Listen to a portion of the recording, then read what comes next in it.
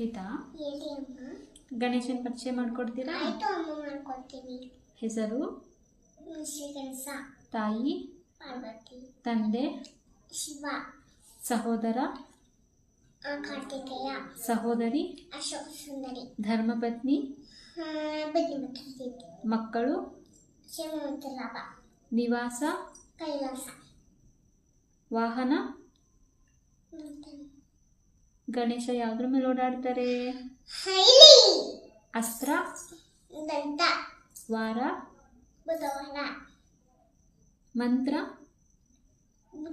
ಓಂ. ಓಂ ನಮೋ ಗಣಪತಿಯೇ ನಮಃ. ವಿಶೇಷ ದಿನ?